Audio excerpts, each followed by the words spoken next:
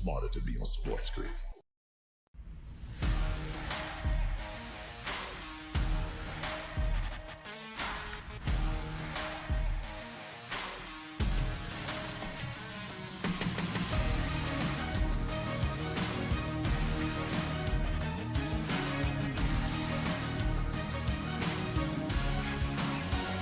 Welcome back in Pro Football Today. We are live with you on a Sunday morning across the SportsGrid network. Kevin Walsh, Donnie Rightside, and Joe Lisi. Sell me something time. Yesterday, I went for the sacrifice where I knew that they would say this is not a long shot. It's a superstar to do what he does. And Mahomes' postseason long 40.5 rushing yards. He sits at 41. If I end up losing that bet somehow, it would be, honestly, at that point, just hilarious. Obviously, that is not the expectation. DRS, I know you gave us a huge plus money shot yesterday with the Browns and the Texans that, in a moment, looked like we were getting into the second half, but then Cleveland didn't really want to play the game anymore. Yeah, 100 to pay back $3,000 if that came in. And quite frankly, it's one of those bets that you place before the game, like, okay, you'll see where it goes. And when that scoreboard is lighting up, and specifically when you get a field goal for one team right out of the gate, you think you're probably in at least for the second half. And quite frankly, if they, let's just say the Cleveland Browns at the end of the first half go down and kick the field goal and you were live for the second half, you'd be feeling great about it because it was basically a track meet at that point. But in the second half, there was no need for any field goals. Why? Because one team was scoring defensive touchdowns and the other team looked like they could care less if they even crossed midfield at that point. Would have been fun to cash it, though. But that's why I lost the Devin Singletary bet, because they jumped out early. No checkdowns. No checkdown. No checkdowns. He had 8 no receiving passes. yards. Nothing. Gutless. No. Singletary wasn't gutless. Gutless. Texans. The whole bet was gutless. You know what? No, you know what? I like that. Gutless in the game. Didn't show any heart. Should have kept their foot on the throat there. Do you want to bring on our radio audience? We are live across the SportsGrid network, including Sirius XM Channel 159 with Pro Football Today. Kevin Walsh, Donnie Rightside, and Joe Lisi. Sell me something time. Again, on the surface, I'd rather not. Or, actually, I love this bet. It's the easiest bet you've ever seen. Yeah. I honestly, at this point, I'm not sure the rules anymore. But, Joe, go ahead. Well, wouldn't it be a sell me something if I didn't have Jordan Love in regards to this That's bet, true. right? Right. So we talked about his performance, 270 passing yards per game since November 12th. He stepped up in terms of the passing attack, 32 touchdowns. But in today's game, I think he's going to have to utilize his legs. 9.5 rushing total. Last 2 games, 1 yard and -2 respectively. He's under this total in 4 of the last 5 games. I think he breaks out today. Do it for me, Jordy. Over the 9.5. There it goes. A lot of love there on that bet. And why not on Jordan Love here at this point? If you have again, Joe, it's a simple fact, right? Very good pass rusher on the other side. There are going to be times where even if you like what you have as a setup in the secondary, you're going to be forced out of the pocket, make a play. We saw it last night multiple times. Hey, even Tua got a 9-yard run last night, so why not? Yeah, 20. Stroud's probably the only one that didn't have a big run yesterday. Tua finished with 25. Flacco finished with 13. Yeah, he did, too. Would have been over if they even did post a number there. So, yeah, postseason running is a real thing. I'll actually say, because it's not for me in any of the other segments, I took Stafford over 1.5 rushing yards today. It's actually at plus 110. You could probably find over the half rush yard if you want. 6 out of 7 career playoff games, he's gone through that. More importantly, because the early season Lions stuff, the entire Super Bowl run, he went over that in every single game.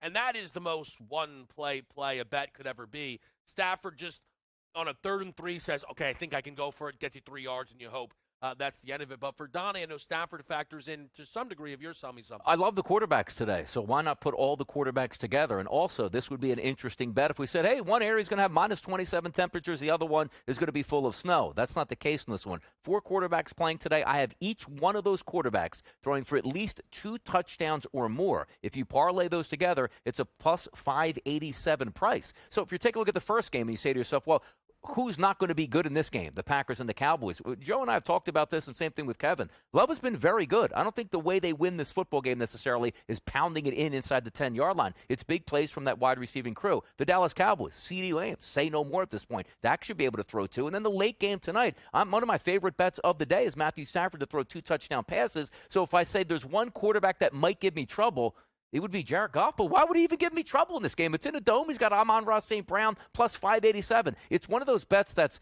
again, it's 4 legs to it. But honestly, I look at this saying, I got a great chance at close to a 6-1 ticket here. Well, I think knowing that you're as high as Stafford as you are. Yes. And Prescott's nearly minus 200. Exactly. So that's, for your eyes, that's half of it done there, right? So Goff and Love in situations where they can get involved, I certainly see it. Could be the bailout. I have to put it in before.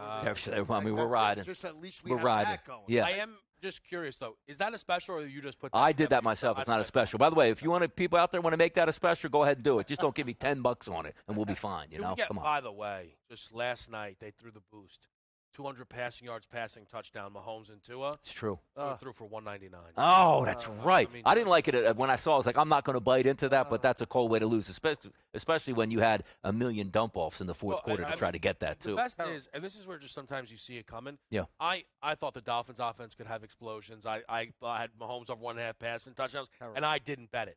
And it just, now look, it should have won. It finished at 199, but I didn't bet it. I am taking an under for the second time ever, but it's really more of a no. Dak Prescott to not throw a pick today against the Green Bay Packers. Dak has thrown a pick now in 2 consecutive games. This year he's been clean. He's certainly not done it in 3 straight games. I think actually this is the first time he's had a 2 straight games with a pick this season. Dak has thrown picks certainly throughout his postseason career. In fact, in 3 home playoff games, he's thrown a pick in each of them. But it is about the opponent, as always, for me. The second fewest interceptions forced this season is the Green Bay Packers at 7. Only the Titans are lower at 6. Dak today is not going to need to take too many risks, I fully believe, here at home, where he has been better with the football, only 3 interceptions on the season. I think he plays clean and doesn't throw a pick. Oh, it's a good look. The fact that he's at home as opposed to on the road, I think does it for me. And you talk about these last 3 games, 8 touchdowns, stepped up. Dominant performer. They need this game, so I expect them to play clean if they're going to win it. Yeah, and also you take the Packers for most of the year, a lot of wheeling and dealing in that secondary. Jair Alexander, one of the best cornerbacks in football. I feel he's 50-50 today, as they're saying, pushing the play. Like, they probably don't want him to play, and he's probably trying to say, no, please, I won't go out for the coin toss or mess anything up here. It's amazing how an elite cornerback, which would be such a key component here in this game, that we're like, hey, 50-50 because we don't even know if we want him in there. I mean, he's from Charlotte. Yeah, but does Coach know he's got friends in He's got aunts and uncles in Dallas. Watch out. I mean, but honestly, from the Charlotte area. All right, listen, I played a couple college games in Texas. I don't see how I don't get out there and spin it and rip it.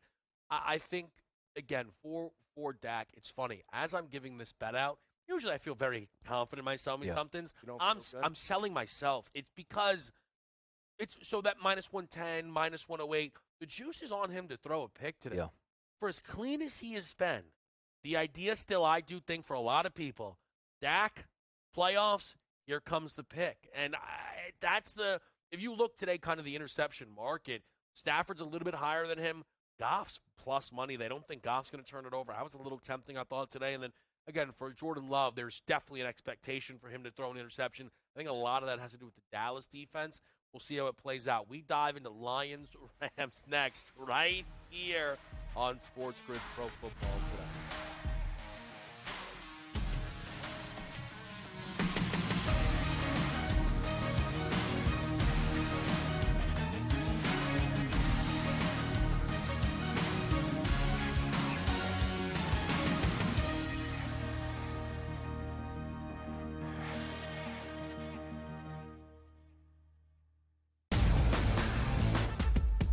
You have sat down with Nick Saban for a lengthy interview. You have spoken to Nick Saban multiple times throughout his career. How surprised were you? I mean, he's not going anywhere, I don't believe. And at the end of the day, very surprised. Athletic department surprised. Talked to a few people, Alabama folks, late last night, early this morning. Very surprised. Didn't see it coming. The Early Line. Only on SportsGrid. Quarterback at quarterback. We're going to lay some juice. We're going to have some dog prices, and we're going to go right in the middle. Because I don't know what they're doing. To me, they're in a complete rebuild, Kev. Go run. That's where overbackers on this 51.5 shot. Right now, he's a little bit more over money, but it's hovering right around. The winner of this game will be the division favorite. I don't care if they win because all we care about is the money, baby, the money. Pro Football Today. It's smarter to be on SportsGrid. The Bostonian versus the Book. The Weiss said we're getting the Stanley Cup, so now they got Stanley Cups in West Virginia. Yep. They're doing $300 million gross a year in sales. Listen, man, we don't need that much. Man. They're crushing I'll take it. a little piece of the Stanley Cup. I would drink from the Stanley Cup every day. I'll have inscribed on there. We'll get our BVB inscribed. Yeah. Stanley Cups. The Bostonian versus the Book. That tells you how good this league is. Jeff, your mind. Big 12. Who's the team to beat? Well, it's always Kansas. I don't care who comes in the league. And I love Kelvin Sampson, what he's done at Houston. I don't care. So Marquette, to me, is the best backcourt in the country. Tyler Kolek's the best point guard. Cam Jones is an elite scorer who just plays with such a good pace, and he's so smart. Betting above the rim. Only on SportsGrid. What did you think when you saw Lawrence on 3rd and 4th down, those two plays? When you have a meltdown like the Jaguars have, the clear favorite coming into the season, we all know that, and they choke like they did, and they have this fall like they did, people are going to question what's wrong with Trevor Lawrence. He had a regression. Not a major one, but he was not as good as last season. What's happened to the play calling? Pharrell Coast to Coast. Only on SportsGrid. Yay, congratulations, but the game was over at that point, so another one of those terrible beats. If you had 3.5, 4, even 4.5, this was a 10-point game until the final closing seconds. In-game live, prime time. Only on SportsGrid. SportsGrid, the only streaming sports betting network. Tips, info, and insights to up your IQ. It's smarter to be on SportsGrid.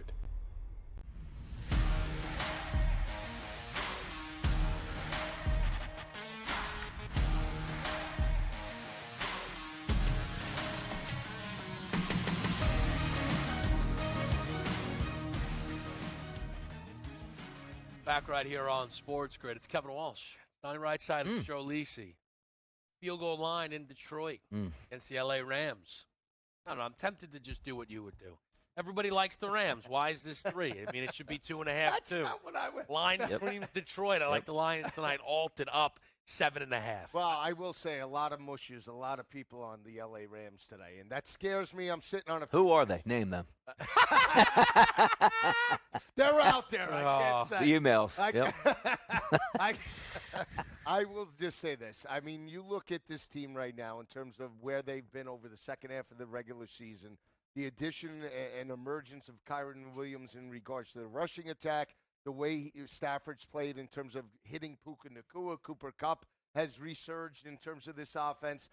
They just look like they're hitting on all cylinders and peaking just at the right time. Much like the Houston Texans in terms of that offense, you can make the assessment for the LA Rams. And I understand that Dan Campbell in Detroit at home, a very good, dominant home team, very physical. But again, I would want Matt Stafford, a quarterback that has won a Super Bowl, and those playmakers in this type of environment, and we haven't seen Detroit's secondary step up and be this elite group.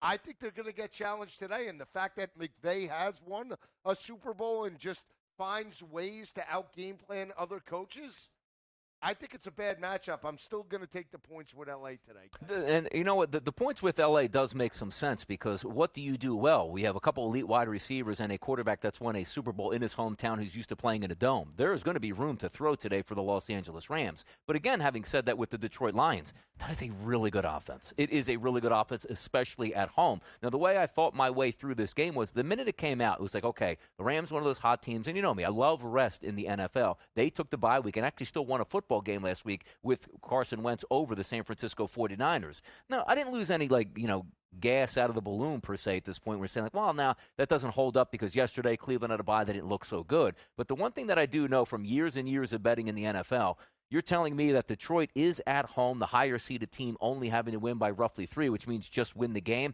I have a hard time turning my back on that and saying, like, you know what, I really love the Rams. I do think the Rams will be competitive. And again, not going to be surprising if the Rams go in there and win this football game. But the way I've seen that Detroit offense operate at home this year, I think they're going to be able to score at will, at least the high 20s for me, Kevin, today for that. So I will admit to being concerned that I am trusting Jared Goff, who I've spent bashing for a lot of his career.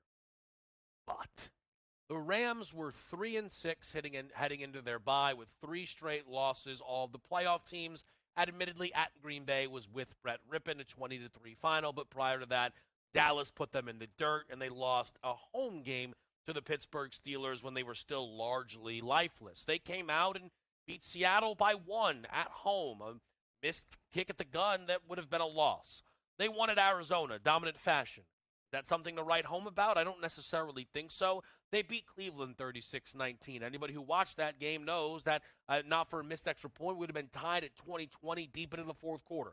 It fell apart late in the end. They went to Baltimore, the crown jewel game of this run. None of their wins, but the loss that they maybe should have almost beat the best team in the league in the Baltimore Ravens, but did lose 37-1, 37-31 in overtime. But again, they lost. Then they beat Washington, not that impressively.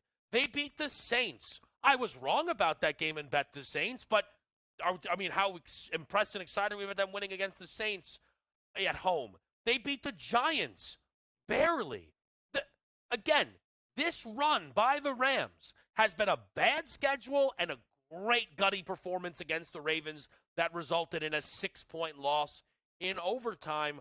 I think the Rams got healthy and got the right opponents at the right time with great coaching, talented players, and still a strong quarterback. Credit to them. They took advantage, but they haven't beaten a team like the Detroit Lions all season long. No, you're right, and I understand that. They have won 7 of the last 8. They did get hammered, like I mentioned, in Big D and in Arlington earlier in the year, 43-20 in terms of that matchup. They were never in that ball game. But you can only play who you can play in terms of on your schedule. Yeah. I will say when they were healthy at the beginning of the year, they went toe-to-toe with San Francisco. When San Francisco was coming into form, that was a 10-point ball game. They were one of the only teams to go head-to-head with the San Francisco 49ers from that perspective, right? They did beat Seattle as well a couple of times. Seattle was looked at as potentially second-best team in terms of the NFC West this year. But you're talking about a team that has already done it, and I think that's the difference. There are no question marks. We know Stafford has stepped up. We know Cooper Kupp has stepped up. The addition of Kyren Williams and Puka Nacua, 2 young players that have elevated the game and given them offensive balance, and we know how big of a coach McVay is in terms of this spot, right? So, and Aaron Donald is still there. So I understand what you're saying in terms of they haven't beaten anybody. In terms of, but you can only beat who's on your schedule, right? And they've played playoff teams, and they've lost all of those games, other than the Browns game. But they played them in the start of the year too. I mean, the only game that they played at the end of the regular season was Baltimore, and they went into an overtime perspective, and that was a game. Let's not forget they were 6.5-point dogs. There were nobody thinking that. The questions were Stafford can't throw in the rain. The elements in terms of being outside. They're a dome team. They put up 31 points against one of the better defenses in all of the NFL.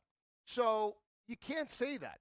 I just think that the pressure in Detroit is much like Dallas. You know, Dan Campbell has won the division. Now it's that expectation level. Now you have to follow through with a playoff win.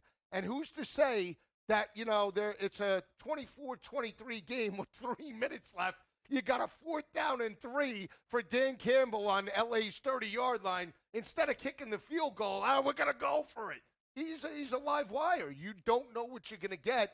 That consistency with McVay, for me, is why I'm back in this. And also, you don't know what we're going to get today? We're used to seeing one of the best tight ends in football performing for Detroit, which makes that offense go. You have unlimited options from the backfield to the tight end position to wide receiver. Sam Laporta's probably not going to go today. We haven't seen that yet. We'll see how they make the adjustments for that. But also, from a Rams perspective for me, let's just talk about like the big 3, right? And forget about the quarterback, Matthew Stafford. Just the big 3. Puka Nacua, Cooper Kupp, and Kyren Williams. As good as it gets right now. And again, rested and ready and fully healthy coming into this football game. And Joe brings up that good point with Kyren Williams sort of finding him. Like he runs for $158, then gets injured. Like, maybe it's just one of those fluke plays here for us. 143, 88, 114, 152, 104, and 87. And all those games, you know what they have combined?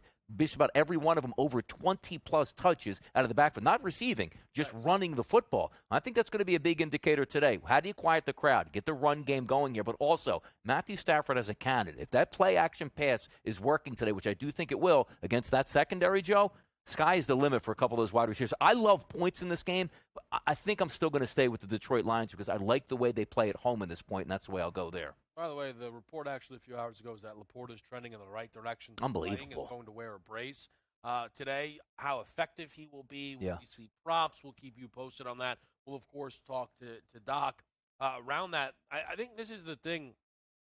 I would still tell you that Stafford is the more talented quarterback in this game. But you want to talk about live wires. Boy, does Matty Stafford know how to find the other team. I'll tell you. I mean, and he has been doing this all the time since he was in Detroit, since he showed up in L.A. You know, that season where they won the Super Bowl, finished third in MVP voting, a big reason that he wasn't able to cross the finish line is despite the 41 passing touchdowns, he threw 17 picks. This year he threw 11 interceptions. In that Super Bowl game, he picked off twice, nearly threw the fatal interception against the San Francisco 49ers in that conference championship game and prevented them from ever even getting to that point where they obviously then did and capitalized and won a Super Bowl there. And that's the big thing for me. You line up these two guys' interception props. And, you know, the national championship game between Michigan and Washington, right? Michael Penix is around minus 200 to throw a pick. Well, he does that. And it was one of the big turning points in that game. J.J. McCarthy was expected to play clean and didn't have as many attempts, albeit, but today, the expectation is Goff can play clean and Stafford's going to throw one. And that is where, as much of a veteran as Matthew Stafford is, I don't have full confidence that he's not going to all of a sudden throw a touchdown pass today and it won't count towards the record. We'll be next right here as we continue to look at Monday's slate.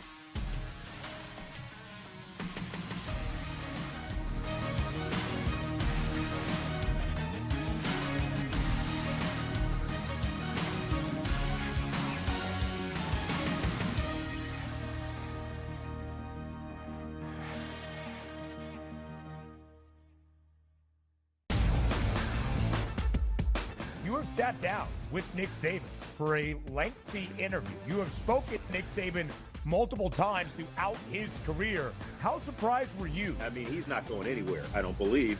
And at the end of the day, very surprised. Athletic department surprised. Talked to a few people, Alabama folks, late last night, early this morning. Very surprised. Didn't see it coming. The Early Line. Only on SportsGrid. Quarterback at quarterback. We're going to lay some juice. We're going to have some dog prices, and we're going to go right in the middle. Because I don't know what they're doing. To me, they're in a complete rebuild, Kev.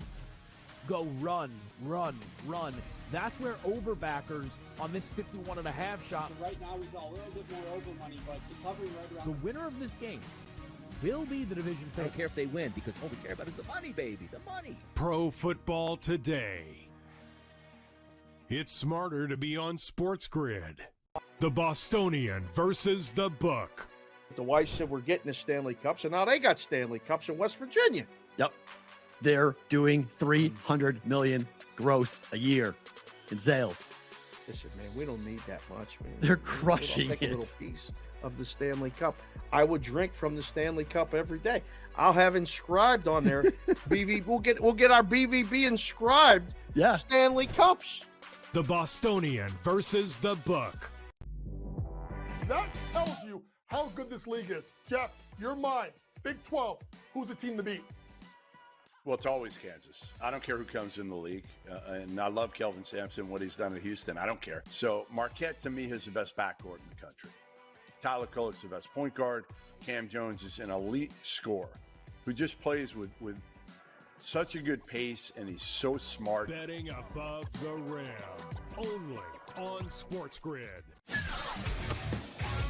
What did you think when you saw Lawrence on 3rd and 4th down, those two plays? When you have a meltdown like the Jaguars had, the clear favorite coming into the season, we all know that, and they choke like they did, and they have this fall like they did, people are going to question what's wrong with Trevor Lawrence. He had a regression. Not a major one, but he was not as good as last season. What's happened to the play calling? Pharrell Coast to Coast. Only on SportsGrid. Yay, congratulations, but the game was over at that point, so another one of those terrible beats. If you had 3.5, 4, even 4.5, this was a 10-point game until the final closing seconds. In-game live, prime time. Only on SportsGrid. SportsGrid, the only streaming sports betting network. Tips, info, and insights to up your IQ. It's smarter to be on SportsGrid.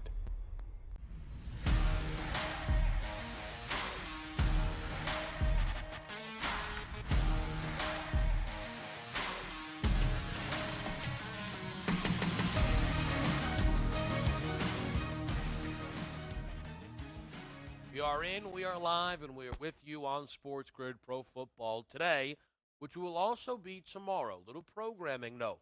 Tomorrow at 3 p.m., you'll be able to catch Coast to Coast with Scott Farrell and Mike Carver at the usual start time. They will probably for about an hour spin it and rip it on everything that happened yesterday, today, and what could be coming later on. Perhaps they'll sneak in a little ice talk. The association, you're more familiar with the rundown than I am, admittedly there. But when we kick off at 4:30, they will be joined by noted Buffalo Bills fan Gabriel Morency. I got questions. And they will – now, what's the problem? Now, see, look, hold on. Now, That's a conflict of interest. You have two Bills fans, Carver and Gabe, going up against Farrell, Steeler fan. 2-on-1. Now, you see how nice we look right now? You see how nice we look, like, coats, we're ready to go. I got a feel you got two different feels tomorrow. And why can't we participate for once? Hats, hoodies, jerseys. Why can't we do this tomorrow night? You see what I mean? I mean, I might be testing some waters here, but I mean, look, I know I'm going to watch one show with fans and jerseys. I'm going to watch our show. We got like tuxedos on. I'll tell you what, I'll put the jacket on over a Birds jersey. Ooh, it's Slack chat buzzing. Slack chat's fired up already. Yeah. I thought when he said participate, I thought like a picture in picture. No, because is Lisi a jersey guy? Like, I mean, honestly. No. I think he should be dressed to the nines. I think you should be dressed to the nines. Well, you two like Lisi in the 90s. We got to, like, if somebody in the back has any pictures of you in the 90s, like, I really need to see that. Big jersey. Now, what was that, 88? Like, 89? No, he wears jerseys now. He wore Jaden Daniels when he watched him lose to Alabama in that big ball game.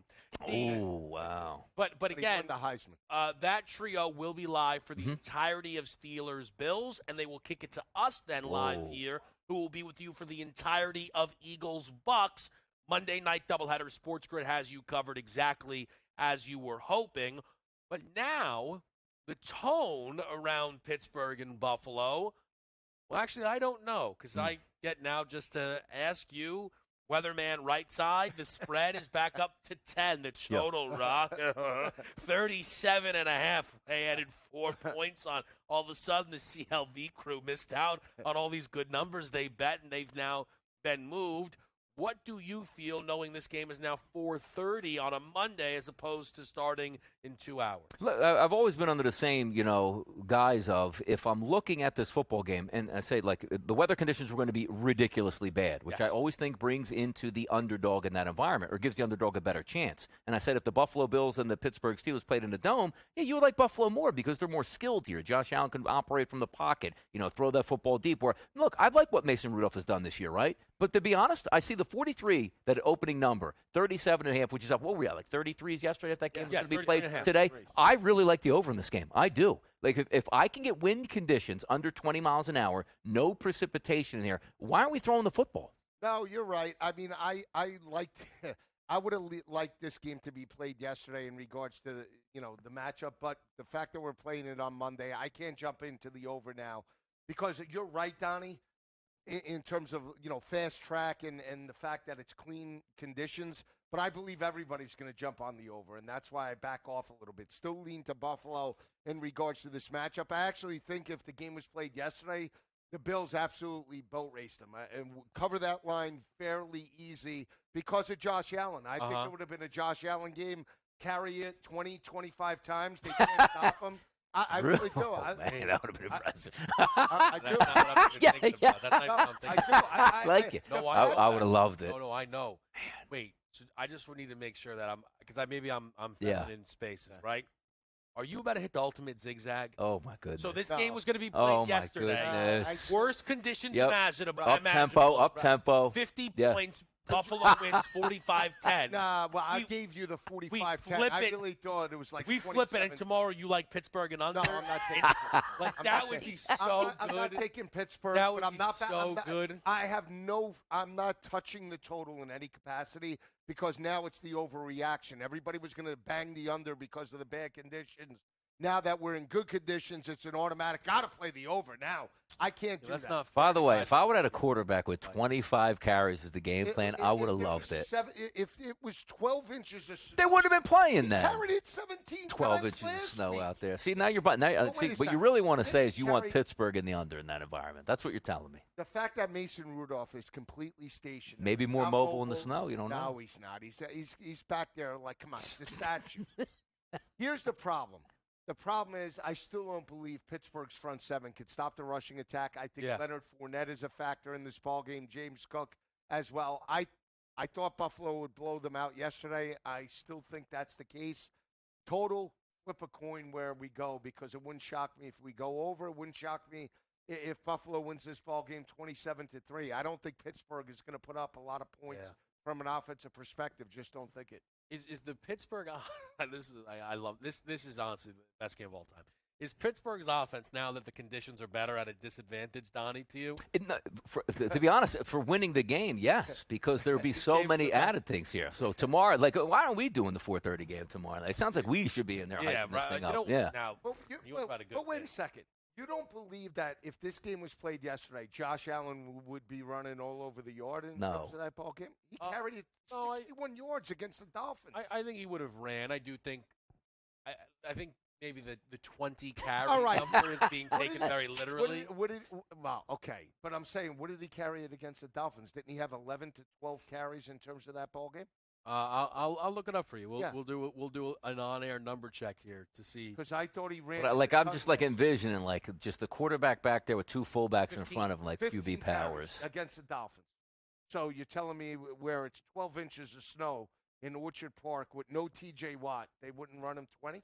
How come he only ran it 8 times last year against Cincinnati? Now is my question. Now that we think about it, you probably like Cincinnati in that game too in Buffalo. I did. Joe Mixon. Big day. To bring up the other game, and I don't think that is in it. I mean, honestly, cancel this game right now. You know what? Just put the Bucs in. Who cares? Get a new coach in Philly. Move on. We'll be happy to talk about it. Leave the mindset of everybody.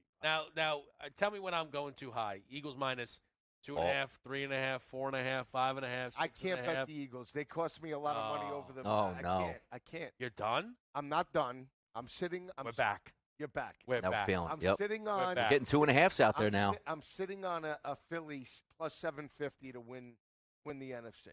With Buffalo to win the AFC. That's what I have. Together. Never just straight. Never straight. Yeah. Never straight. Never.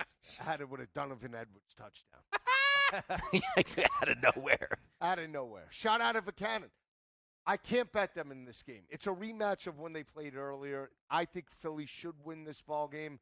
I don't think Rashad White, I don't think Tampa Bay is going to have as much success in terms of running the football that we've seen some of these other teams have down the stretch on the front seven. What I am amazed about, and I don't care that A.J. Brown's not playing in this ballgame because I do feel it's a big game by Jalen Hurts, not just through the air, but I think on the ground. He takes his team on his shoulders, potentially 50, 60 yards in terms of the RPO game. He doesn't like that, right? He doesn't like that. Why are the Philly fans bashing Nick Sirianni? This is the guy that took you to the Super Bowl last year. Why? Because they're number one, they're playing terrible. Number two, here's my. And let me ask you this question: Jalen Hurts, is it more hype coming into this football game, the finger? Because I always like to try to read body language. When you come into a press conference and hide your hand in the pocket, remember Tom Brady did that with that huge cut on his hand before I think the Jacksonville Jaguars game in the AFC Championship. It was like Brady won't even be able to take a snap. He was fine in that football game. Are we overplaying the Jalen Hurts finger? I can't throw the football anywhere, and I'm down my number one wide receiver, so how can we win? Well, here's what I know about Jalen Hurts. For me, the kid's a winner, did it at Alabama, did it at Oklahoma. In terms of big game environments, he'll do whatever it takes to win a ball game. It's do or die now. And the fact that A.J. Brown is out of that offense, I expect him, whether he can throw the football deep or not, he's going to take shots to try and get the football to Goddard and, more importantly, Devontae Smith. And, again, I expect him to tuck it and run just the way he did in terms of that first ball game. It was rain-soaked conditions on that Monday night, but he threw for 313 against that defense. Tampa? 227. All right, 220. I just have it in front of me. It was 227, but didn't he have a big game on the ground then? 28. Not that much. Really? I thought it was better than that. Now you like Tampa now? No, I don't. Yeah, I don't like Todd Bowles in a big spot.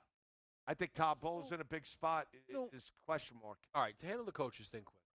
I think Sirianni's a good coach. I think the Eagles found out that Shane Steichen was obviously incredible, and it's tough when you have to continue to shift things year over year. But also, I don't think their offense has been anywhere near as bad as people are making it out to be. It's that the defense has been one of the worst defenses in the entire National Football League, and it's grouped everything together. Everything. And the defense last year was not very good. And Jonathan Gannon, still despite that, got himself a job, and I think Gannon is clearly better than who his replacements were. But the reality is, for all that Howie Roseman has done right, he got the defense wrong. He went in and bought in on old quarterbacks and Darius Slay, who is, unfortunately, completely washed, as is James Said he's healthy now, feeling good. Oh, good for him. That's great. Mike Evans, 85, 90, 100, 120. He doesn't stop. Chris Godwin, open. That's what it's going to be. So the reality is, people are upset about Sirianni, though, because the Eagles had Super Bowl aspirations and could be a round one exit. And I think Sirianni's seat is hotter because some attractive names are on the market. Todd Bowles was one of the guys where if you were just setting yes, no, get fired lines, his line would have been one of the highest on the board for the yes. Winning this division has obviously bought him some security. Is Bowles fine, though, regardless of result here? No, he'll be moved on quickly if they lose this game, I do believe. Because, again, you do get some credit for winning the division, but you can't get that much credit when it's like, hey, we're the best of the worst team in the league. I mean, come on now. Default. You won it by default. Yeah. But, I mean, Baker is playing. That's fair. I don't think winning it by default's fair. I think 500. it's more Baker stepping up in that offense. Where's Bruce Arians these days? He does get some credit for him. And Brady or Goff are friends. Warren Sharp joins us next.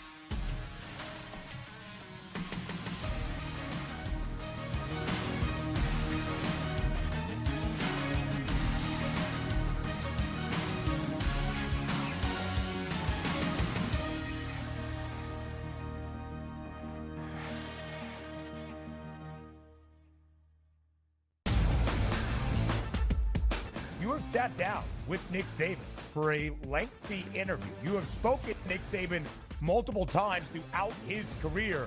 How surprised were you? I mean, he's not going anywhere, I don't believe. And at the end of the day, very surprised. Athletic department surprised. Talked to a few people, Alabama folks, late last night, early this morning. Very surprised. Didn't see it coming. The Early Line. Only on SportsGrid. Quarterback at quarterback. We're going to lay some juice. We're going to have some dog prices, and we're going to go right in the middle. Because I don't know what they're doing. To me, they're in a complete rebuild, Kev. Go run. That's where overbackers on this 51.5 shot. So right now, he's a little bit more over money, but it's hovering right around. The winner of this game will be the division favorite. I don't care if they win, because all we care about is the money, baby. The money. Pro Football Today. It's smarter to be on SportsGrid. The Bostonian versus the Book. The wife said we're getting the Stanley Cups, and now they got Stanley Cups in West Virginia. Yep. They're doing $300 million gross a year in sales. Listen, man, we don't need that much, man. They're crushing I'll take it. a little piece of the Stanley Cup. I would drink from the Stanley Cup every day. I'll have inscribed on there. We'll get our BVB inscribed. Yeah. Stanley Cups. The Bostonian versus the Book. That tells you how good this league is. Jeff, your mind. Big 12. Who's the team to beat? Well, it's always Kansas. I don't care who comes in the league. And I love Kelvin Sampson, what he's done at Houston. I don't care. So Marquette, to me, is the best backcourt in the country. Tyler Kolek's the best point guard. Cam Jones is an elite scorer who just plays with such a good pace, and he's so smart. Betting above the rim. Only on SportsGrid. What did you think when you saw Lawrence on 3rd and 4th down, those two plays? When you have a meltdown like the Jaguars had, the clear favorite coming into the season, we all know that, and they choke like they did, and they have this fall like they did, people are going to question what's wrong with Trevor Lawrence. He had a regression.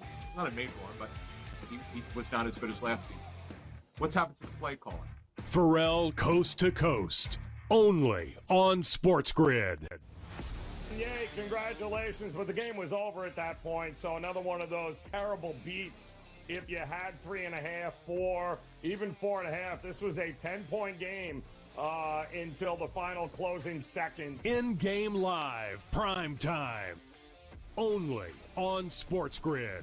SportsGrid, the only streaming sports betting network. Tips, info, and insights to up your IQ. It's smarter to be on SportsGrid.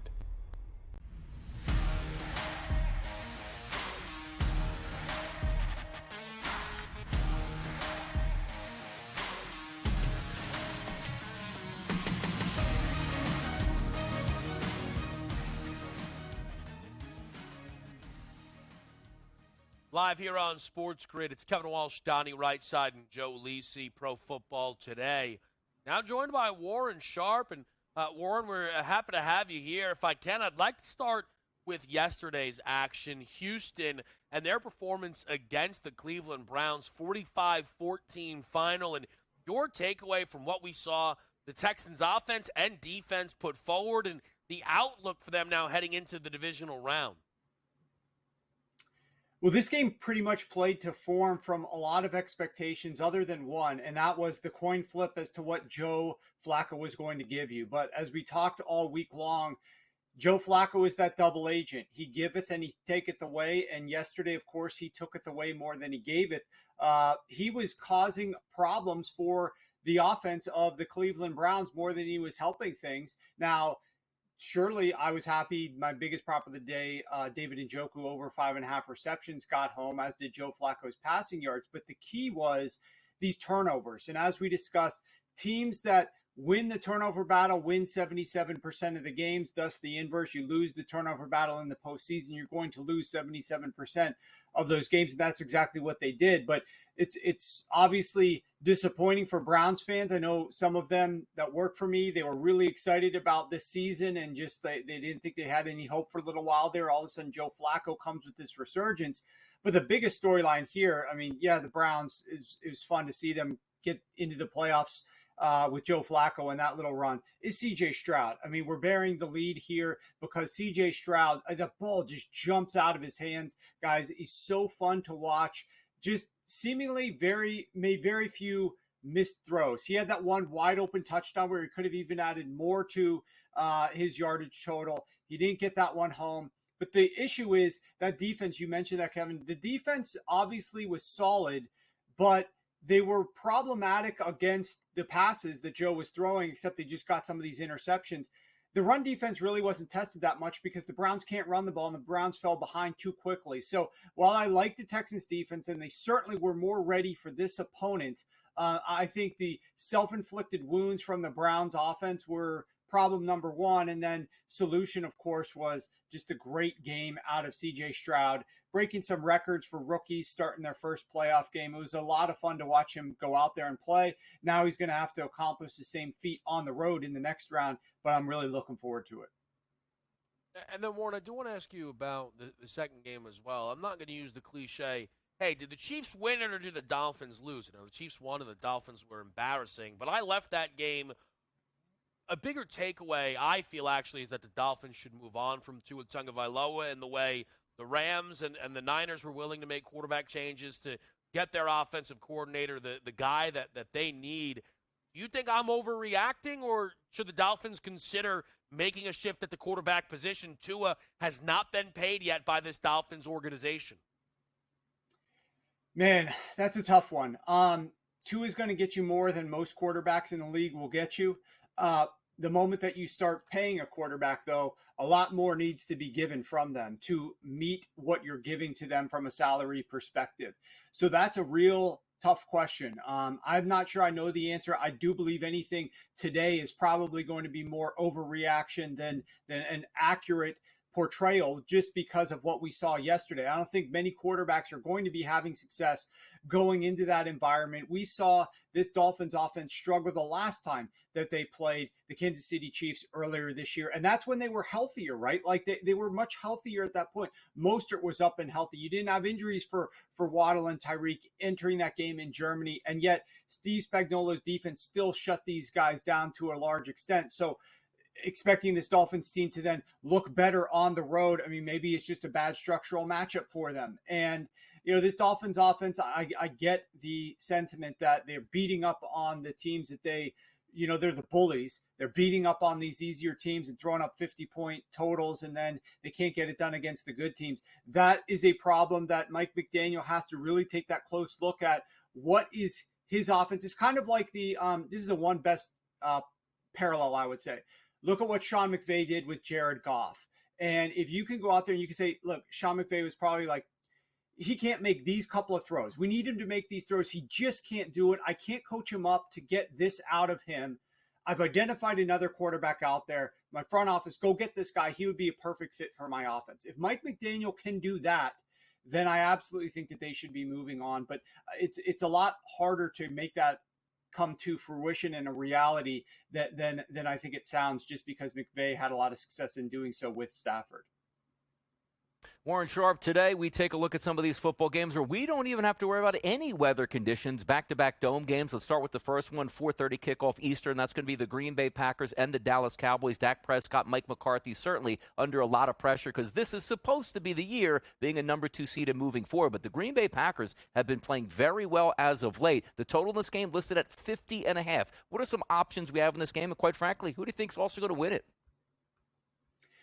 Yeah, we do have some options. This is going to be a fun game. I'm excited for this one. I believe that Joe Barry's defense, while it has looked a little bit better, is still problematic. And we'll see if Jair Alexander is able to give it a go. And, there's always the thing, guys, just because a guy gets upgraded and actually says, okay, he's going to play, he might be a shell of himself. He might not play the full game. There's a lot of other factors here. The guy is injured, that we know. So whether he actually gets out there and does anything remains to be seen, but he's not going to be at 100%.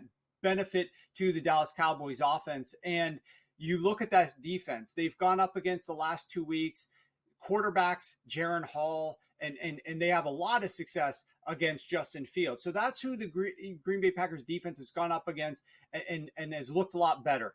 I don't think this defense is very well suited to go up there into Dallas and take on this Cowboys offense. I think Dak Prescott should have a fair amount of success. Last night, maybe because I'm sick, maybe because I lost a bet on this game earlier this year, I went back and rewatched the Lions-Cowboys game from week 17. And the reason I chose that game to rewatch is because that was the game that the Dallas Cowboys, this great team at home, went on the road after 2 games to tough defenses, Buffalo, and then I forget the second game now that they went on the road for. They lost those games. They did not look very good. Oh, Miami Dolphins. Then they came back home, and they played this game against the Lions. Why did they only put up 22 points? Why didn't they score more points than that? Why did they have more success? I rewatched that game. There were points aplenty that were left out on the field, frankly, for both of those offenses in that game. Dallas played these guys last year. That was a 31-28 final score. You're absolutely right. Mike McCarthy needs to get this win. This is an important win, but I'm just watching this game for when those butt cheeks clench up and he does not make the right call in the right time because he gets scared, backed into a corner, doesn't know the right thing to do. Time is ticking on the play clock. He gets in the wrong call or he makes the wrong decision and poof, something bad happens for the Dallas Cowboys. That is something that's definitely in the cards or as a potential today. We'll see if it ends up happening, but as a result of that, one of the props I took, now this line has moved a little bit. It's now minus 150. I took Brandon Aubrey over 1.5 field goals made. I took it at 1.5 minus 125. It's now moved a little bit higher. I just think you go from Brett Maher for this Cowboys kicking game last year, which was terrible. And like this guy in their first playoff game made 1 of 5 extra points. They had no confidence in this guy to actually have success. Here, Aubrey, they love this kid. He's making so many field goals, giving him so many more opportunities. I do think there's going to be some failures where Mike McCarthy's like, just take the points. And he ends up kicking at least 2 field goals. So I like that one a lot. I also like Jordan Love over 22.5 completions. He has actually gone over his completion prop in 11 out of his last 12 games.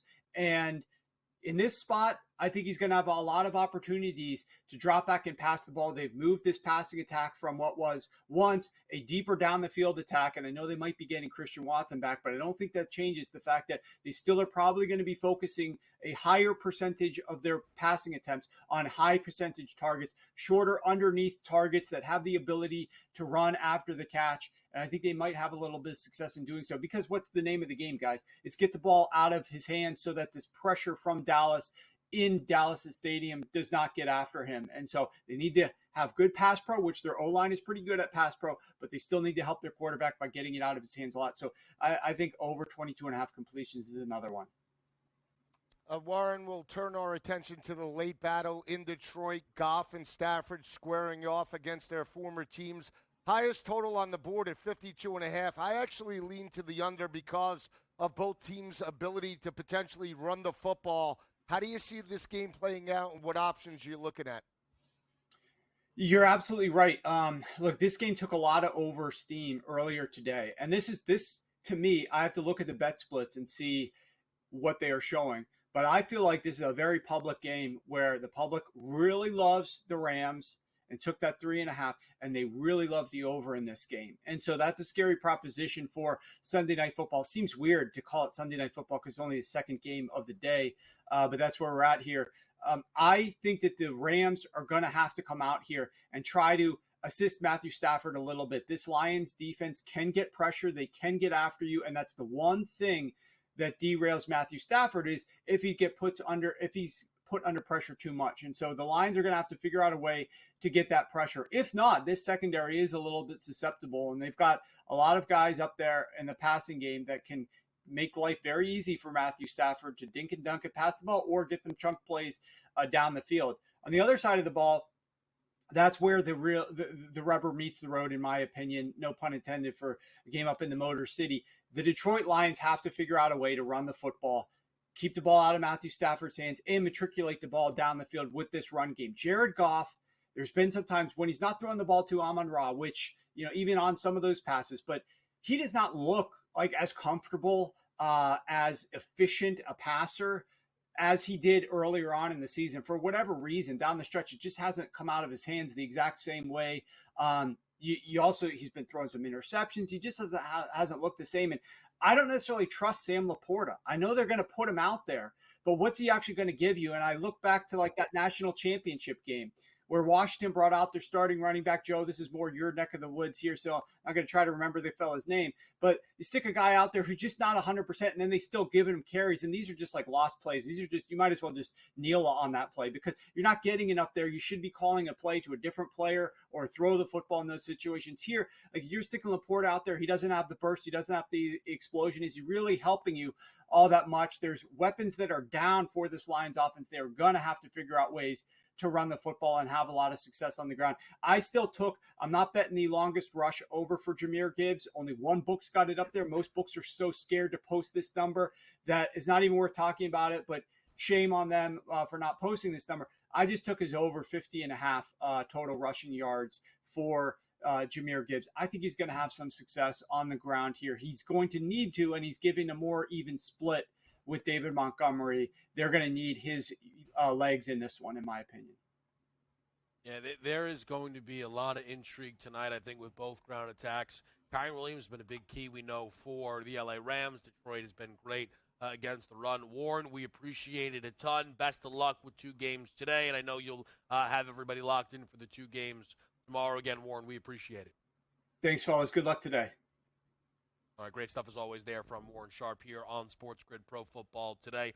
Running up against the break, though, and we got to put some odds in motion, talk about some of the line movement that we've seen heading into today's slate. It would have been pretty easy to lock in on Bills Steelers for odds in motion. Over. But nonetheless, we are next with you here for Pro Football Today.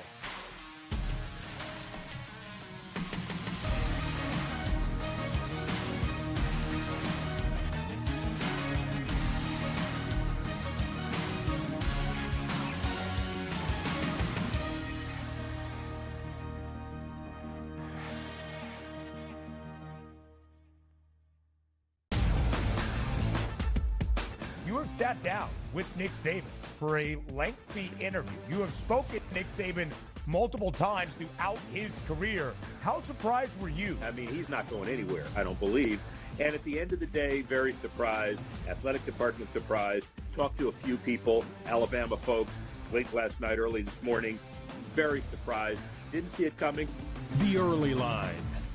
Only on SportsGrid. quarterback at quarterback. We're going to lay some juice. We're going to have some dog prices, and we're going to go right in the middle. Because I don't know what they're doing. To me, they're in a complete rebuild, Kev. Go run, run, run. That's where overbackers on this 51.5 shot. So right now he's a little bit more over money, but it's hovering right around. The winner of this game will be the division I favorite. don't care if they win, because all we care about is the money, baby, the money. Pro Football Today.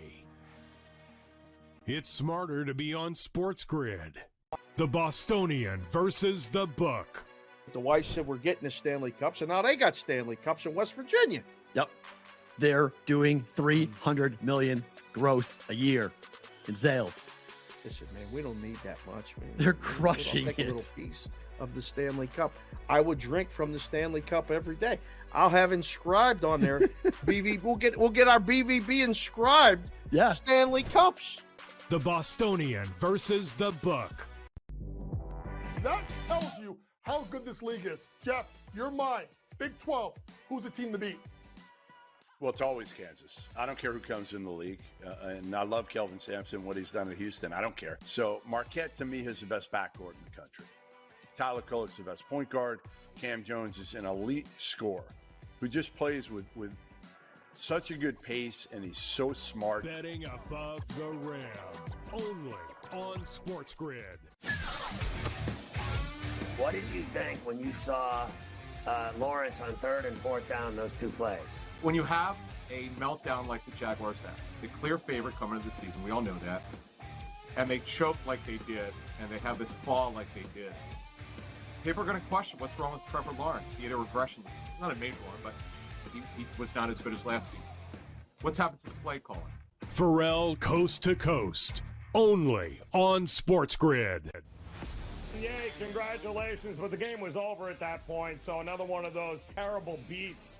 If you had 3.5, 4, even 4.5, this was a 10-point game until the final closing seconds. In-game live, prime time. Only on SportsGrid. SportsGrid, the only streaming sports betting network. Tips, info, and insights to up your IQ. It's smarter to be on SportsGrid.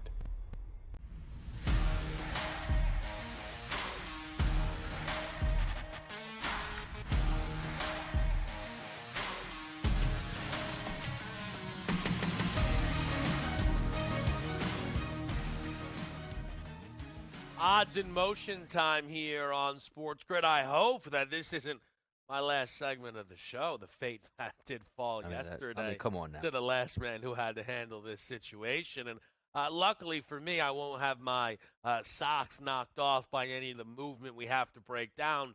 The big mover, of course, was Bills and Steelers. That is tomorrow. There has still been some movement, though. We'll begin with the night game between L.A. and Detroit, where the hook has disappeared. This was 3.5. I don't think this is necessarily sharp versus public. I just think it is a lot of people love the Los Angeles Rams. And to a degree, I get it. There's talent, there's pedigree. And there's also, I think, an idea of, well, there's got to be some upsets. I mean, the one upset that we have so far, we've only played 2 games, but was the Houston Texans at home catching 2. I am someone who believes that, we have to see a team go down, right? So are we going to be fortunate enough to see all the home teams advance today? When I say fortunate enough, for myself, based on where my wagers are. Time will tell, but again, that is why this line has started to move. More Rams money, more Rams money, more Rams money. But when you start to move things over towards the opening game here, with this game between Dallas and Green Bay, the bet splits that you can kind of find widely available suggest that a lot of people are betting Dallas. A lot of people like to bet favorites, bet the Cowboys at home. We get it. 7.5, though, has disappeared to 7. But I think now when you see this transitioning line, people are going to more confidently be betting Dallas -7, thinking my worst-case scenario is a push, which is understandable. That 7.5 is a daunting number. I would say we are in a new age of the NFL. The 7 is, of course, still key. But with 2-point conversions and the willingness to go for it at times for teams, it may not be as key as it once was. The other thing is, and we'll have you covered all day long here on SportsGrid, there will be plenty of in-game opportunities for maybe anybody that's missed the 7.5 or is hoping to get Dallas underneath that 7. Sunday Morning Crunch starts our next hour of coverage right here on Sports Grid, back in less than a minute.